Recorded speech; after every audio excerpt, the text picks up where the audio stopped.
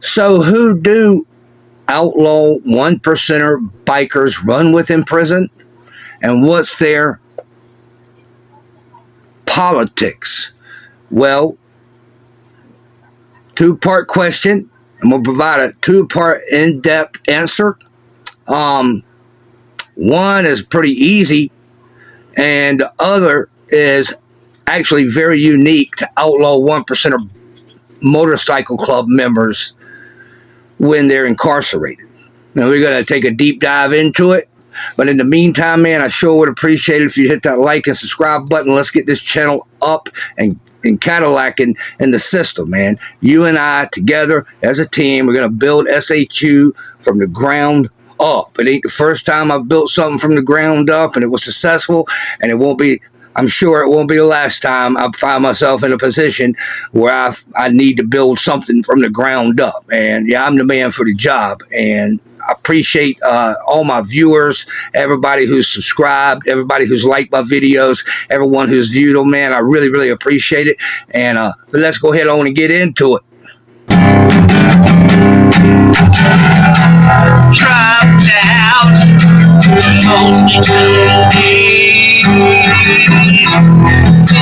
Sickness has got past light up, shining down on me. Feel so alive when it's you and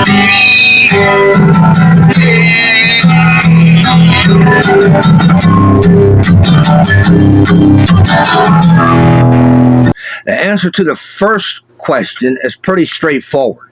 If bikers are in a facility together, especially if the clubs are friendly or if it's fellow patch holders, they're going to run tight together. And that's what's going to happen. And there's a caveat to that. Let's say you're in a club that's multiracial. Okay, let's say there's a white guy in a club and there's say a Mexican American in a club. All right. They're going to run tight together because that's a bro. He's right there with you. You're going to try to even be cellies, or maybe that's a little too much. Good thing about a celly is if something goes bad, you get on lockdown, you got a bro you can trust, you can sleep around, you can relax around. That is the good part of it. The potential hazard of it is you're around each other too much and the relationship potentially goes bad. So you got to weigh that out and know who you're dealing with and what kind of person you're dealing with. If you have a celly and you're doing a bid and you're forced to live in a two-man cell, you definitely want somebody that you can coexist with and get along with and have a pretty good degree of trust with, because this individual is going to know things about you because he's in the cell with you. So like if you got stash spots or certain things like that, it's going to be hard to keep that from the guy because he lives in the cell with you. And, you might need something in a hurry. Hey, man, can you hold me down real quick while I dig this out or whatever? So, a pretty high degree of trust is required to have what you call a cellie. It's one thing they move somebody in your cell and he stays there for a day or three until they can go find somewhere else to live, because I got my homie coming over here that's moving in the cell with me. We just ain't been able to get him over here yet. So, you can crash here for, a day or three. The bus comes in, you riding solo or whatever, they put somebody in the cell. If you read him for a second, you ain't feeling it, dude. I've had dudes come in off the bus. I was like, yeah, dog, he was a cool guy. You know what I mean? So I gave him the benefit of the doubt. A couple of times it worked out. A couple of times it didn't. He had to move on down the highway. But, you definitely want somebody. So if you got a bro that you can trust, sometimes you got to put your ego on the side so he can get in. And, maybe you live together, or maybe you got friends. What would usually happen if it's like a multicultural club, the white guy is going to hang out with white guys so he can kind of like get into what they got going on and figure out a way that him and his bro can work it. And if he's a Mexican brother or Latin brother, he's probably going to hang out with them and see what they can get into. Because if you got two guys or three guys that's running tight together, that's got each other's back, you can open up a store, because now you got brains and you got muscles. You're in stealth mode. You can make it happen. You can run a pretty elaborate gambling ticket Okay, there's still ways to generate funds. You know what I mean? You can get involved in moonshining. Okay, and run, provide the material, and you get somebody who knows how to make it and who's willing to hold it in their cell and do it, and you give them 25-30% of the run. I provide a certain amount of product. I know how much moonshine. It's hard to make wine in the feds. Why? Because they give the saccharin packs, not sugar packs. They don't sell sugar. That's outlaw, but they do give saccharin packs. And in order to get saccharin actually to alcohol that you can drink and consume, you have to actually make the wine, but it's way too sweet, bitter. It's disgusting. You can't drink it. It makes you sick, and you probably couldn't swallow it.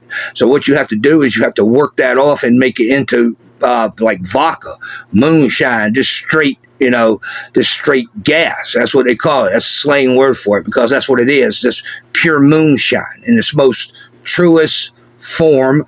No flavoring, no seasoning, none of that, and it'll definitely, a cup of that definitely get you pretty tipsy. Yeah. And so that's definitely a pretty lucrative hustle you could do. You could get into more elaborate things if you knew the right people, and you had the financial resources to fund it. So there's always ways. I think, in that situation, you would want to do something that's not only going to benefit yourself, your bro, but you can also maintain the stack in here and not be draining bank accounts from the outside where people need funds and stuff like that. A lot of times people give you like, hey, man, get this shit up and running here. Here's a few stacks or 5 stacks or whatever. And you guys manage that. And in between whatever you can work out in there, you network and you try to, maintain the stack. The number 2 answer to the number 2 question is bikers have a set of very unique politics that really only apply to them. The mentality is that there's no motorcycle clubs in prison. You may have members you may have prisoners that are members in good standing of clubs. That's still their club, and they're going to go back and ride with that club when they get out. I'm sure they have every intention to. But there's no motorcycles in jail other than a drawing, a picture, a tattoo, something like that. But the main reason why they have that unique politics system, which we're fixing to get into in a minute, is because if the government gets mad at you about something, like you're not cooperating with them, or you won't tell on people, or you beat some people up, or whatever, they'll get mad at you, and if you're from the East Coast, they'll ship you to the West Coast. And if you're from the West Coast, they'll ship you to the East Coast, just to put you in a bad situation. And they've been known to take one outlaw patch member from a club that's beefing with another club on the East or West Coast, put them on a plane, send them out there. You're an outlaw biker. You have to go to the yard. If you don't go to the yard, you checked in. I mean, how are you representing your club under that circumstance? So they know that. They know you're basically in a position where you can't say, well, I don't want to go to that yard. Them guys might beat me up. You have to go to that yard. That's a part of the program. You know what I mean? So bikers said, look, man, we ain't got to like each other. But I tell you what, if you don't get our bros over there, we won't get your bros over here. Okay? Because here's the thing, when you go to a new jail, no matter how tough you are, you might have 3 or 4 patch members out there on the yard, and they may have been there a year, 3, 4, 5, who knows how long they could have been there bidding, because that's in their backyard. Usually the government will keep you within 500 miles of wherever you are convicted. So, it's quite possible people get convicted all over. They keep them in the nearest jail, more or less, unless they get in serious trouble, they'll ship them, or they don't co-op, whatever. If they piss the government off for any given reason, they'll ship them out there where all their enemies are. And so bikers, maybe they don't all hang out or like each other, and I'm sure there's been some fist fights in bathrooms and sales amongst them. As a general rule, they don't beef in jail because, You might get Group A's bro over there where there's 4 or 5 of y'all, and there's him by himself. Y'all might do him dirty, but we got one of your bros over here in this jail with us. You do our bro dirty, we'll really fuck your bro off. Yeah, so that's the reason why bikers have that unique set of politics that really only apply to them and them alone.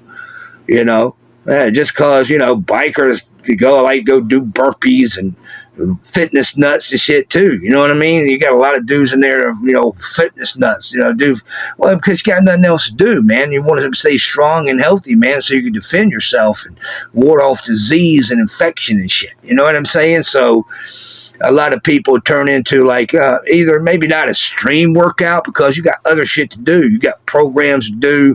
I got to go over here and see my dude, and I got whatever legal work to do. So you make 2 or 3 days a week to go to the yard and do run, at least run in place, do push-ups, jumping jacks, whatever, set-ups, pull-ups, etc. to try to stay fit. So, and if you of a certain racial group, and I mean, this doesn't always apply, but let's just say the majority of white guys like rock and roll, country, and some like rap and stuff, obviously, and that's, that really applies to everybody. But, if you was raised up in a house listening to salsa music, that's probably the kind of music you like, that's cool or whatever. But, it's just, a lot of times people migrate to their racial group because you have more in common with I don't know, that's just the way it works in federal prison, definitely, and usually most prisons are similar in some kind of form or fashion.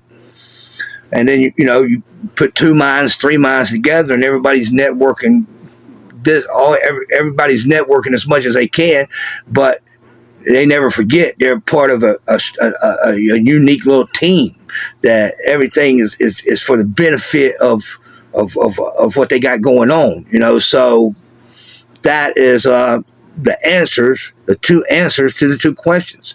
And I appreciate all you guys, man. Don't forget to hit that like and subscribe button. Let's get this channel up and Cadillac, and we're going to build it from the ground up. You and I together as a team. Peace.